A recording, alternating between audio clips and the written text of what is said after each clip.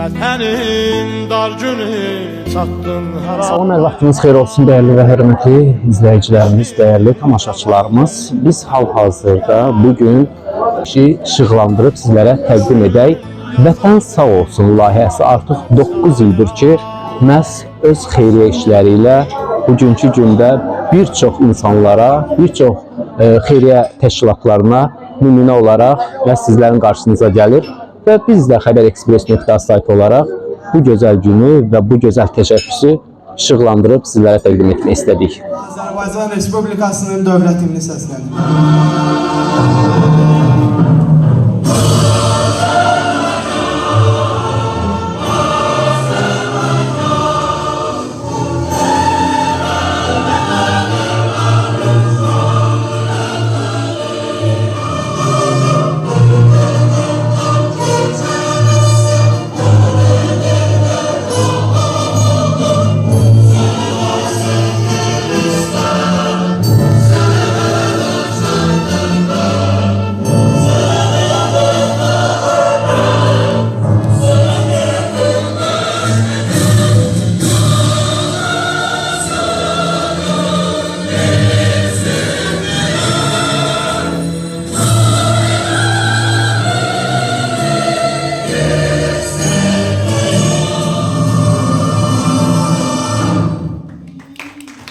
İndi isə Azərbaycan Respublikasının ərazi bütövlüyü uğrunda canlarından keçmiş şəhidlərimizin ruhunu bir dəqiqəlik sükutla yad edək.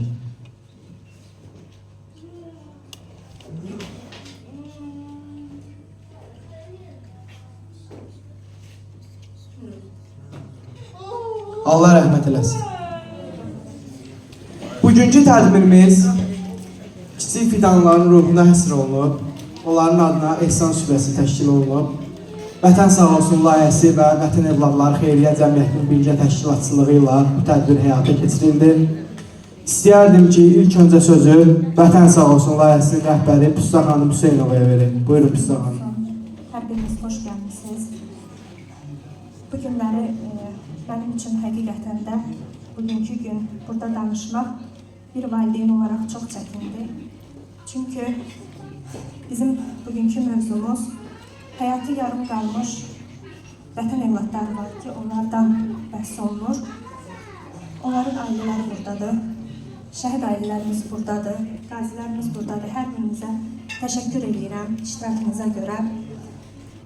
Və biz illərdir ki, bu yolda, haqq yolunda hər zaman çalışmışıq ki, tam təmənnasız millətimizin, dövlətimizin yanında olaq. Və bunu sözdə demirik. Çalışırıq ki, əməlimizlə göstərək. Və bugünkü günü də mən burada böyüklərdən çox üzr istəyirəm. Bunu hər dəfə qeyd eləməyə özümə borc bilirəm ki, mənim az yaşlı evladlarım bu yolda çox mücadilələr aparıblar mənimlə bərabər. Və mən bir ana olaraq dəqiqdə anaları çox gözəl başa düşürəm. Çünki bizim sağlam evladlarımıza görə Allaha həmd olsun. Amma mən bir valideyn olaraq bugünkü günü hansısa bir fiziki məhdudiyyətli evladımızın anasını görəndə ürəyim çox ağrıyır. Onlar bir mələkdirlər. Allahdan bizlərə göndərilən misafirlərdir. Mən buna inanıram ki, onların ruhu hal-hazırda bizlərlə bərabərdir. Şəhid evladımız Zaur Cəfərovun qızı Selvi balamız, bizim vətənpərvər balamız, halbuki biz həmişə sizinləyik layihəsi ilə hər zaman Seyid Elman müəllimdən oğlunun mücadiləsini çox eşitmişik. Və onun şəkli buradadır, Samir balamız.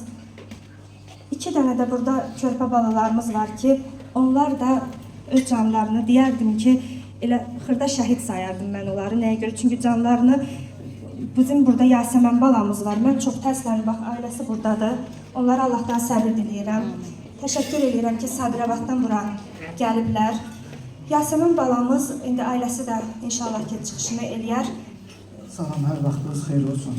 Mən böyüklərimin qarşısında danışmağa çox çəkinirəm. Şəhid analarımız var burada.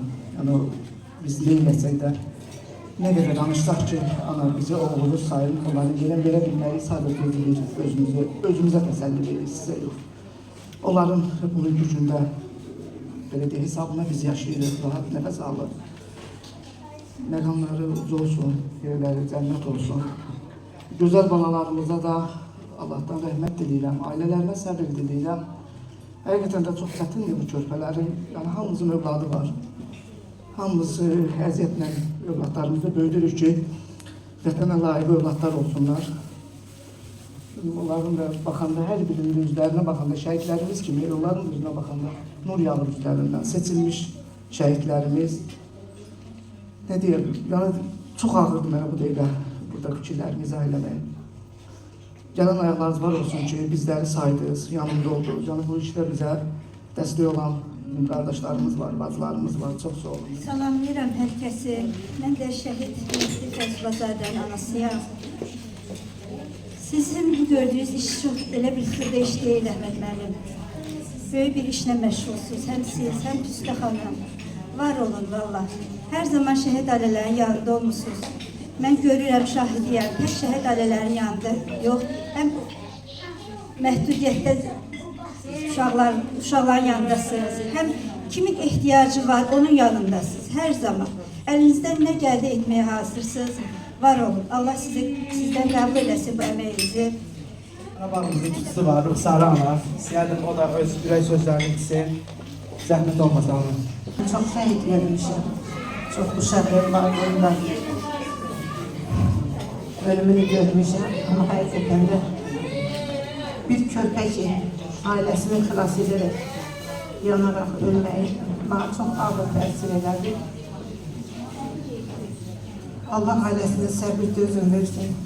Baxın, biz nələrdən keçmədik. 4 yaşlı bizim Xocalı sakinimizin diri-diri soyulmasına şahid olduq. Biz hər zülmə qatlandıq, amma əyilmədik. Hər zaman dik durmağı bacardıq. Vətənimizi, millətimizi qorumağa bacardıq. Allah sizə səbir versin, şəhid ailələri. Püstə xanım bu ilə onlar haqda, filan olaraq da elə danışdı ki, valla çox təsirləndim. Həmin körpə balaların ailələri burada oturub. Sizə Allahdan səbir diləyirəm. Allah sizlərə səbir versin. Əlbəttə ki, bax, burada analar var. Fiziki məhdudiyyəti uşaqların anaları. Allah sizi qorusun, Allah sizə səbir versin. Vallahi sizi, mən baxıram, görürəm ki, həqiqətən də sizi üçün çox çətindir.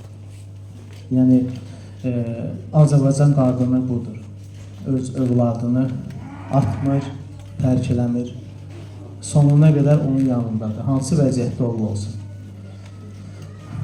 Allah köməyiniz olsun və çox təşəkkür edirəm ki, bu ehsan sürəsində bizə də dəvət etmişsiniz.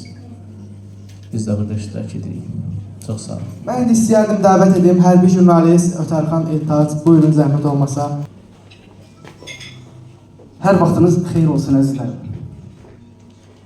Salamlayıram sizləri. Püstə xanım başda olmaqla hər birinizə uzun ömür can sağlığı arzulayıram. Bugünkü tədbirdə həqiqətən də olmaq həm ağırlıdır, həm fəxarətlidir. Belə bir tədbirləri keçirilməsi sanki Azərbaycanımızda məhz Püstə xanımın alnına yazılıb, taleyinə yazılıb. Onun qədər əziyyət çəkən, onun qədər həqiqətən də belə bir şərəfli addım atan ikinci bir şəxsdən az-az rastlaşmışıq. Etiraf edək həqiqətən. Sizi üçün dəvət edirik. Xəbər Express.az saytının rəhbəri Ruhiyyə Eldar qızı və aparıcısı Rəşad Tərlanoğlu. Buyurun. Çox sağ olun, təşəkkür edirəm. Mən də həm öz adımdan, həm Xəbər Express.az saytının rəhbəri Ruhiyyə xanım adından, Püstə xanım, sizə dərin təşəkkürümüzü bildiririk. Doğrudan da biz bu günləri təmənnasız olaraq gəldik, bax bu gözəl bir işi işıqlandırmağa. Və 44 günlük vətən müharibəsi deyəndə hər birimiz artıq bilirik. Çünki arxa cəbhədə bizim millətimizin səfərbəri olması, bizim millətimizin arxa cəbhədə döyüşməsi də hər birimiz bilirik. Çünki biz unutulan bir xalq deyilik. Unutulan xalq olsaydıq, biz 30 il öndə məhz Qarabağ unutardıq, unutmadıq və 44 gün nəticəsində təbii ki, şəhid anaları, Allah sizlərə can sağlığı versin. Düzdür, biz deyəcəyik ki, Allah şəhidlərimizə rəhmət eləsin. Bax, bu sözləri deyə bilərik. Amma biz onu desək də, deməsək də, onsuz da Allah Taala o şəhidlərimizə ki, öz rəhmətini inayət edib. Sadəcə biz deyə bilərik ki, o şəhidlərimizin ruhuna xatir bizə şəfaət olunsun. Və 44 günlük Vətən müharibəsində ön cəbhədə əsgərlərimizin yanında olan 44 günün 2 günündə evdə olan jurnalist xanım oldu. 42 günündə öz əsgər payı ilə, təbii ki, dövlətimizin, millətimizin, dövlət ali baş komandanın diqqət qayğısı çox böyük idi və Ruhiyyə xanım da öz gücü ilə cəbhədə oldu və belə işlərə hər zaman da imza atdı və Füstə xanımla da bir çox iş birliyimiz olub bizim və Əli, Zəhra bizim gözümüzün önündə böyük. Təbii ki, onların çıxışları hər zaman biz işıqlandırmışıq. Zəhra sən də gəl, zəhmət olmasa, hərbi hissələrdə, en sayılı hərbi hissələrdə də yəni nümunəli gənclərdir və mən onu demək istəyirəm ki, bax, bu uşaqlara, bu körpələrə görə mən sizə dərin təşəkkürümü bildirirəm. Doğrudan da, bax, bizim cəmiyyətimiz bu ruhda böyüsə, bizə heç kimin gücü çata bilməz. Qazilərimizə Allahdan can sağlığı. Vallahi biz hər birimiz deyirik ki, ürəkləri bilən Allah deyir. Biz hər birimiz sizlərə borcluyuq. Vallahi.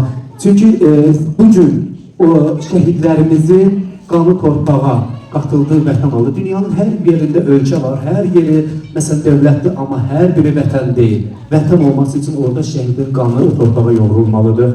Allah bütün şəhidlərimizə rəhmət eləsin. Ruhiyyə xanım, buyurun.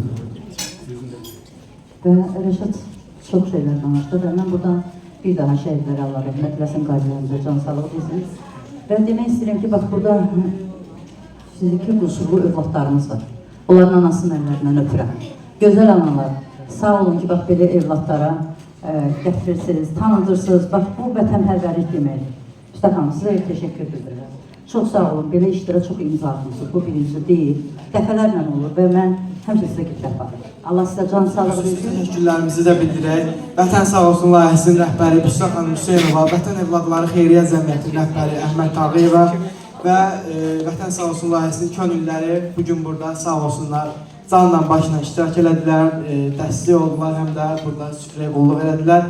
Vətən övladlarının da könüllərinə kim dəstək olubsa hər birinə öz minnətdarlığımızı bildirdik. Çox sağ olun. İnşallah dualarımız olacaq, ondan sonra ehsan süfrəmiz olacaq. Buyurun. Bəli, əziz izləyicilərimiz, hal-hazırda yanımda az öncə adını çəkdiyim təşkilatın layihənin rəhbərlərindən olan Füstə xanım, Füstə Hüseynova da yanımızdadır və istərdik ki, həm təəssüratlarımızı, həm də bu artıq bilirik ki, ənənədir və bu barədə informasiyanı izləyicilərimizə çatdırasınız.